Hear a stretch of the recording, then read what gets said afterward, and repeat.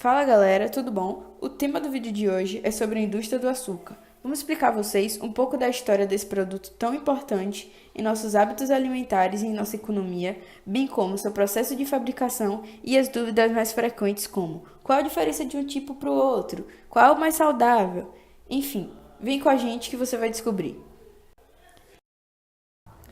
O açúcar é um termo genérico para carboidratos cristalizados comestíveis, principalmente sacarose, lactose e frutose, especificamente monossacarídeos e oligossacarídeos pequenos. Seu uso excessivo pode causar doenças crônicas, coronárias, diabetes tipo 2, problemas neurológicos, doença renal crônica, problema de aprendizagem, síndrome metabólica, doença hepatite gordurosa não alcoólica. Os maiores consumidores de açúcar do mundo são tipicamente também os maiores produtores do mundo, sendo os 5 principais países produtores responsáveis por 59% da produção mundial do açúcar.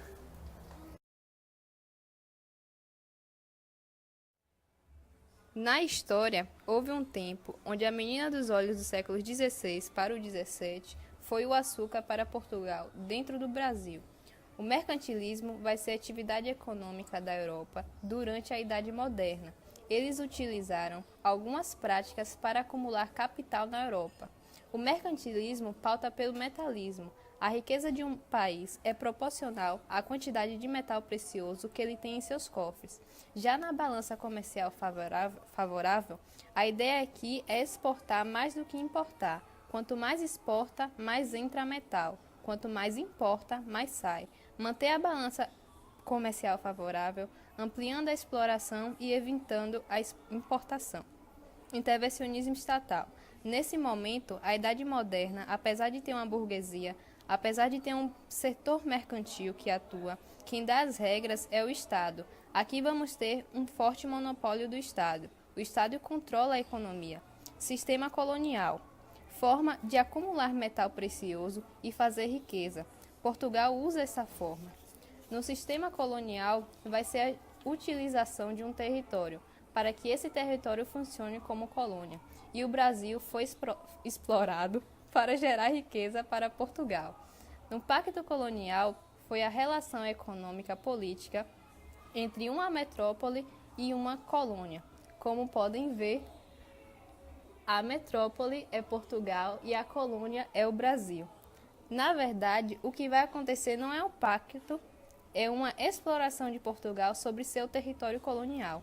O Brasil, enquanto colônia no pacto colonial, ele só pode vender e comprar de Portugal.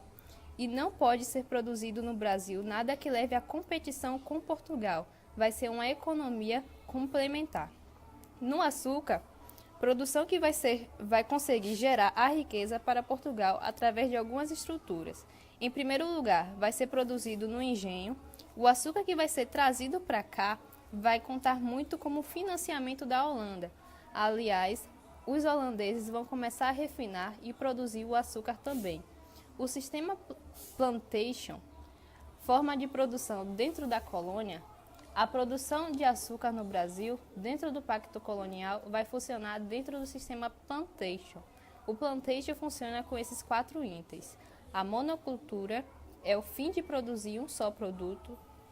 O latifúndio vai estar em uma grande extensão de terra. A exportação, tudo que vai ser produzido para exportação, ou seja, não tem mercado interno. A intenção aqui é produzir em latifúndio para o mercado externo. Para ter lucro desse sistema no plantio, o trabalho realizado vai ser da mão de obra escrava. O sistema escravista no Brasil vai funcionar como subsídio ao processo mercantilista e econômico da Europa aqui dentro. O açúcar no Brasil, enquanto colônia portuguesa, vai estar dentro da lógica plantation.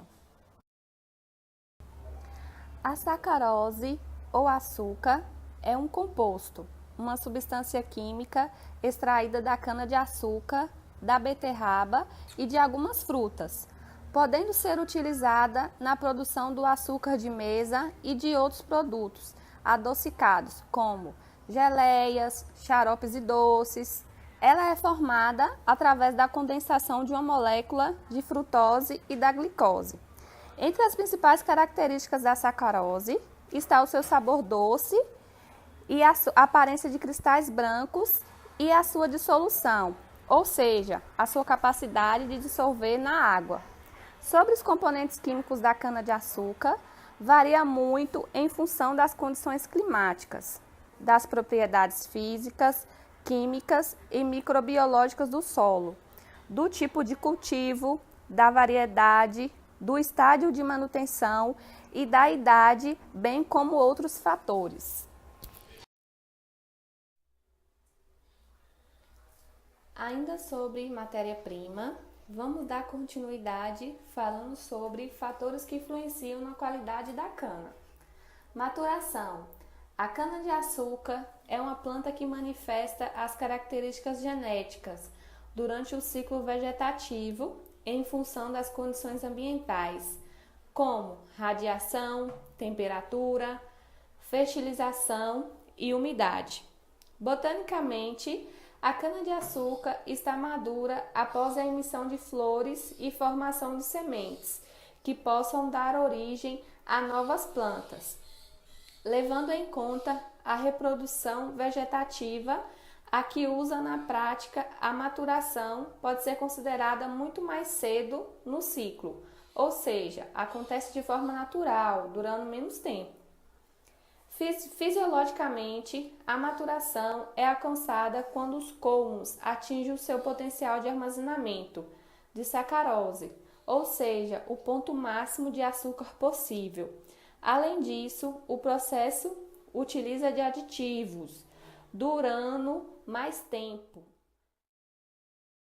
Já sobre as matérias estranhas presentes na cana, a qualidade da cana industrial é comprometida pela quantidade de impurezas, mineral e orgânica, e afetada pelas condições climáticas, aumentando em períodos chuvosos, pelas condições deficientes de queima e carregamento. A cana pós-queima, corte, carregamento, é transportada no máximo até 24 e 36 horas. Falando agora sobre deteriorizações, outro aspecto importante envolvido em qualidade de cana são tipos de deteriorização que ela pode sofrer, especialmente após o corte. Em diversas ocasiões, em consequência da falha de coordenação das operações de corte, transporte, processamento ou ainda devido às condições climáticas que dificultam a retirada da cana.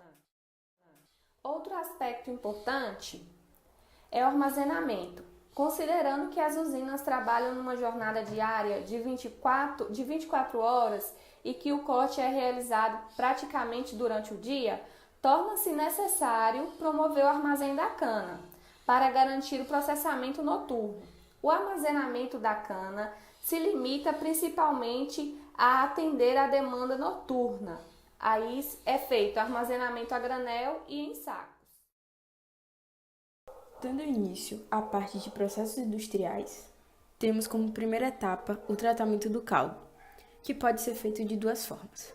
O tratamento físico trata sobre as operações preliminares na eliminação de impurezas sólidas do caldo com auxílio de peneiras. O nível de presença dessas impurezas depende da qualidade da cana, do tipo do carregamento, a eficiência da lavagem e o preparo da cana. A principal função desse tratamento físico é não sobrecarregar os filtros nas etapas seguintes. O tratamento químico consiste em eliminar o máximo de impurezas solúveis presentes no caldo. Basicamente é feita a coagulação e a floculação com auxílio de produtos químicos e, posteriormente, a eliminação desse processo via decantador, onde é realizado o processo de sulfitação, que consiste em adicionar dióxido de enxofre ao caldo na forma de gás. Como consequência temos a formação de sulfito de cálcio, que vai ser removido nas etapas seguintes, a redução do pH e a diminuição de viscosidade. Ainda dentro do tratamento de caldo, temos a calagem, que é responsável por corrigir o pH, que deve estar numa faixa de 6,9 a 7. A próxima etapa é a dosagem do polímero, que consiste em promover a formação de flocos mais densos para os processos de clarificação do caldo, visando maior velocidade, maior compactação e redução do lodo, diminuir a turbidez, produzir um lodo com mais filtrabilidade e menos perda de sacarose. Ainda assim, temos a dosagem do fosfato. Nesse processo, é adicionado ácido fosfórico ao caldo, com a intenção de formar um caldo mais claro, com alta taxa de sedimentação, menor cor no açúcar e maior qualidade. Como segunda etapa geral, temos a evaporação. O objetivo dela é concentrar o caldo já clarificado, produzindo o xarope com a taxa de 60 a 70 Brix. O Brix é um medidor de sólidos solúveis que está diretamente ligado ao teor de sacarose do caldo. O processo de concentração do caldo é dividido em duas etapas por motivos tecnológicos e econômicos. A primeira etapa é produzir o xarope em evaporadores múltiplos que aceleram o processo. A segunda etapa é transformar o xarope em massa dentro de evaporadores de simples efeito, aquecidos a vapor ou também chamado de cozedores. Ou seja, o caldo entra na forma de xarope e sai na forma de massa.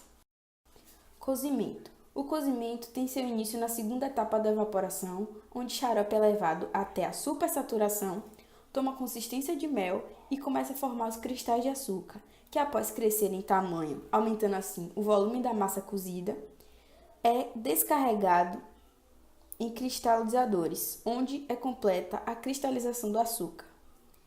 Próxima etapa é a centrifugação, que consiste basicamente na separação do mel que envolve esses cristais de açúcar da massa cozida, e esses cristais são obtidos o açúcar demerara.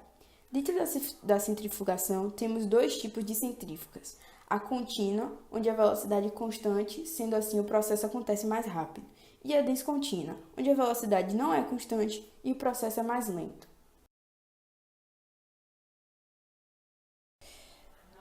Já na parte da secagem, a função principal dessa cera é a proteção contra ataques de pragas e de insetos. Essa cera da cana é formada por ésteres de ácidos graxos saturados de cadeia linear. Uma vez retirada essa camada de cera, inicia-se um processo de autógeno, ou seja, uma secagem da cana-de-açúcar por si só, e os açúcares restam encapsulados nas células, protegidos pela parede celular. Como durante a secagem, há um fluxo radial de água de dentro para fora, os micróbios não conseguem entrar e não ocorre nenhum processo de deterioração. A cana raspada é estocada perto das rodovias e ao fim de um mês o peso da cana já é cerca de 1/3 do processo original. Na parte da refinação do açúcar, visa eliminar esses inconvenientes e dispor o açúcar na função de adoçante. A refinação é efetuada por um processo comum a todos os tipos de açúcares encontrados no mercado, recebendo a denominação de via líquida e é dividida nas seguintes fases. Dissolução. Nesse processo, o açúcar a granel é colocado em silos, onde os mesmos alimentam a rosca dosadora, um dissolver. O dissolvedor é dotado de serpentina, dentro da qual circula vapor, para que haja aquecimento da cauda e de rotores tipo hélice que irão provocar a agitação.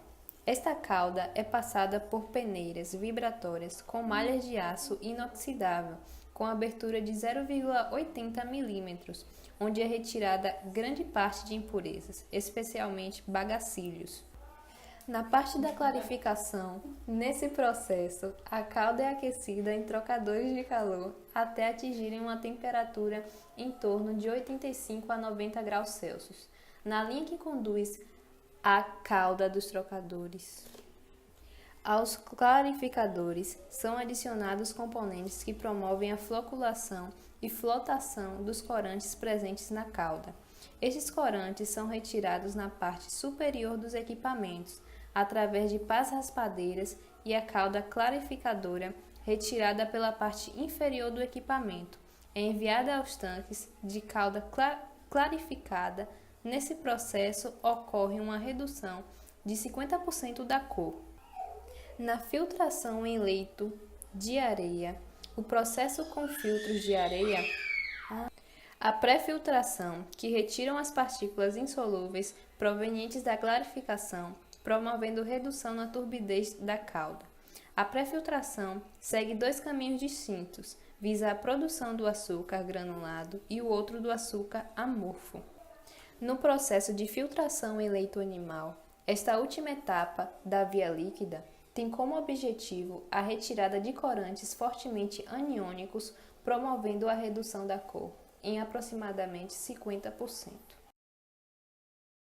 Começando agora sobre os tipos de açúcar, temos o mascavo, que é o que podemos chamar de açúcar mais saudável, por não ter passado pelo processo de refinamento. Isso faz com que ele preserve a maioria das vitaminas e minerais que são encontradas na cana-de-açúcar. Possui um sabor muito forte por conservar ainda o melaço da cana, o que pode ser observado em sua textura, que é quase como se o açúcar tivesse úmido, e é a versão mais bruta do açúcar. Em seguida, temos o demerara, que é muito similar ao mascavo, até mesmo na cor, por ser resultado de uma purgação desse mascavo. Porém, sua textura é diferente, pois ele passa por um processo de secagem, além de passar por poucas etapas do processo de refinamento. Por não receber nenhum aditivo, assim como o mascavo, ele tem também um alto valor nutricional.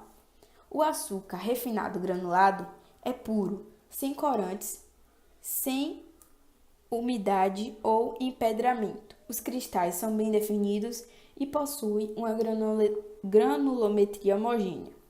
Essa granulometria homogênea significa que, visualmente, os cristais apresentam o mesmo tamanho. O granulado é geralmente confundido com açúcar cristal, porém, o cristal possui grânulos menores do que o granulado, além de que o cristal passa por um refinamento leve que retira 90% dos seus sais minerais. O açúcar refinado amorfo possui uma cor meio fosca e possui um alto nível de dissolução. Sua granulometria é bem fina. Além disso, como o próprio nome diz, ele não possui uma granulação uniforme. Os tamanhos variam. Em seguida, temos o glaçúcar, que também é mais conhecido como açúcar confeiteiro. Esse tipo de açúcar possui glânulos bem fininhos, de fácil diluição, mesmo a temperaturas frias. Em seguida, temos o açúcar impalpável. Esse tipo é geralmente confundido com glaçúcar pela sua textura bem similar, porém, o impalpável possui de 3 a 5% de amido de milho. Por conseguinte, temos o xarope invertido, que é composto de 1/3 de glicose, 1/3 de frutose e 1/3 de sacarose, que são obtidos a partir da hidrólise do açúcar com a diluição de ácido. É uma solução aquosa com alto grau de resistência a contaminações microbiológicas que agem contra a cristalização e a umidade. E por último, temos o açúcar orgânico. Esse tipo de açúcar é totalmente livre de aditivos, tanto na fase industrial como na fase agrícola. Na parte agrícola, todos os fertilizantes químicos que poderiam ser utilizados são substituídos por um sistema de proteção orgânica para proteger o solo e melhorar as características físicas e químicas do mesmo.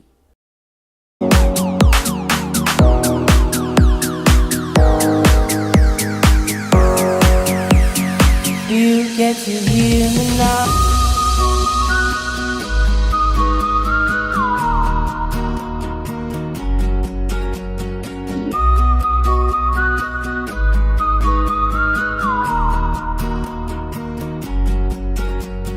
No